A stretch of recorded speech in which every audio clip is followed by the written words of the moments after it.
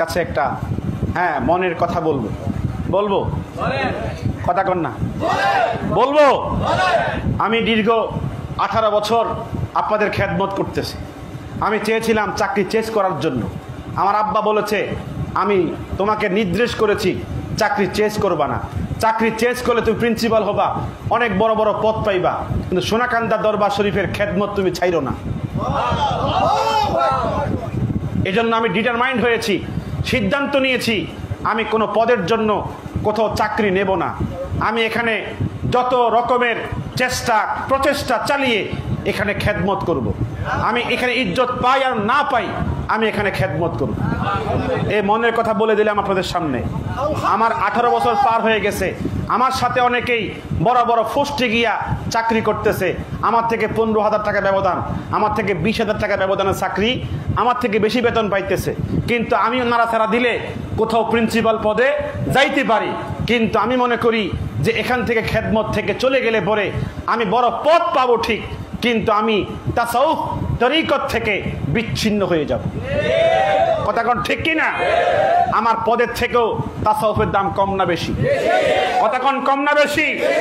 সেই জন্য আমি এখনো এই খাস মাহফিলে দাঁড়িয়ে হুজুরের সামনে স্পষ্ট আকারে বলতে চাই, যদি আমাকে সামান্য পরিমাণ হলেও আমি আমার আপনার গোলাম হিসাবে এই দরবারে খেদমত করে সামান্য কোনো কিছু করতে পারি, আমার মনে এতটুকু বিশ্বাস থাকবে যে এর উসিলায় আমাকে আল্লাহ পাক নাজাত দিবে, আমার যারা ফ্যামিলি মেম্বার, আমার আত্মীয় স্বজন, তাদেরকেও নাজাত দিবে।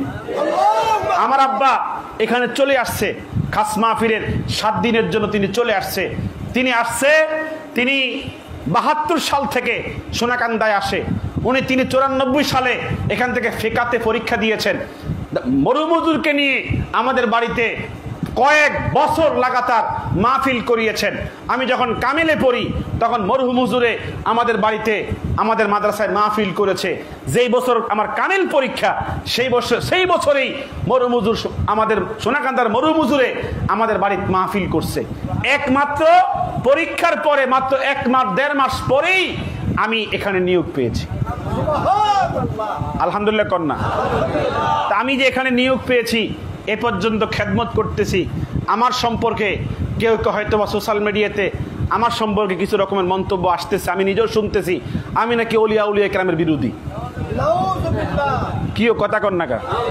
সকল সাক্ষী দিয়ে বলেন তো, আমি কি ওলি আল্লাহর বিরোধী?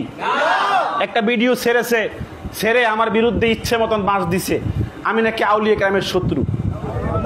আমি কি শত্রু? এমন কোন আলোচনা, এমন কোন কথাবার্তা কি শুনছেন যে আমি আমার কথায় অলিদের বিরুদ্ধে বলছি?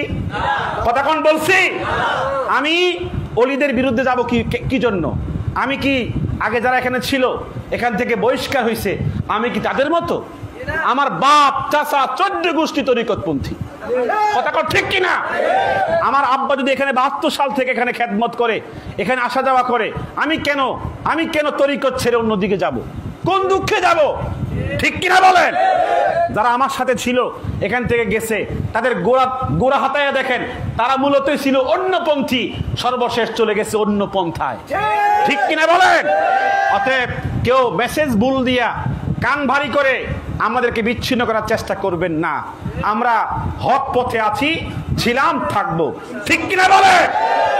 আজকে আমি স্পষ্ট করে দিয়েছি আপনাদের সামনে, আমরা যেন খেদমত করার সুযোগ পাই। ঠিক কিনা বলেন? খেদমত করার সুযোগ পাই, কেন বঞ্চিত না করা হয়। কারণ কখনো কখনো বিভিন্ন কোনো কথা আমাকে ফেসবুকে লেখছে দরবার শরীফ থেকে বহিষ্কার করে দেওয়া হয়েছে। আমি এই 5-6 মাস আগে, পরে নিচে লেখছে দরবার শরীফের কর্তৃপক্ষ। ওমা কি আশ্চর্য কথা, আমি নিজেও জানি না আমাকে যে বহিষ্কার করছে। নাউজুবিল্লাহ। পরে আমার ফোন দিয়ে বলতেছে দরবারের একজন খুবই উন্নত অনেক বড় ব্যক্তি বলতেছে আপনি লাইভে গিয়ে বলেন আমাকে বহিষ্কার করে নাই। আচ্ছা, মাথা খারাপ হয়েছে আমার কেন বলবো যে আমাকে বহিষ্কার করে নাই? বহিষ্কার করবে যিনি, উনিই জানে না, পিছিয়ে বুঝুক। কথা কয় না, যিনি কি করবেন বহিষ্কার করবেন তিনিও জানে না, আর যাকে বহিষ্কার করাবো তিনিও জানেন না। তাহলে এই খবর কি আর সত্য? কথা কন না কা? ভুল মেসেজ দিয়ে মানুষকে বিভ্রান্ত করতে চায়। কথা কন ঠিক কিনা? আমাকে অনেক বড় বক্তা বলতেছে আপনি কি বহিষ্কৃত? আমি তখন বলছি হ্যাঁ। উনি খুশি, উনি কি খুশি, এমন খুশি হয়েছে বাবা রে, মনে হয় ঈদের চাঁদ, কথা কয় না। পরে উনি খুশি হয়ে কয়েছে যে কেন বহিষ্কার হয়েছেন আপনি? আচ্ছা অনেক কারণ আছে, এখন বলা যাবে না। এই হলো সমস্যা, কথা বুঝতে পারছেন? যাই হোক, আমরা যেন ভুল কোনো কথায় বিশ্বাস না করি। আল্লাহ পাক সকলকে বুঝার তৌফিক দান করুন। এটা আমিন দেন জোরে। আচ্ছা এখন বলেন তো, দরবার কি কমতেছে না বাড়তেছে? কার্যক্রম কমতেছে নাকি বাড়তেছে?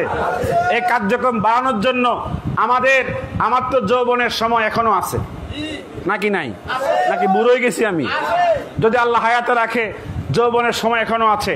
আমি হুজুরের পাশে থেকে যদি আরো 10 বছর খেদমত করি, আপনাদের পাশে থেকে খেদমত করলে আমাদের কমবো নাকি? কথা কোন কমবে? সবাই কি আমরা খেদমত করতে চাই? হাত তুলে কোন চাই? নারায়ে তাকবীর, নারায়ে রিসালাহ, সোনাকান্দা দরবার শরীফ, সোনাকান্দার পীর সাহেব কেবলা। আজকে আমরা সবচেয়ে আনন্দিত যে হুজুর 7 তালা কমপ্লিট করছে, আলহামদুলিল্লাহ।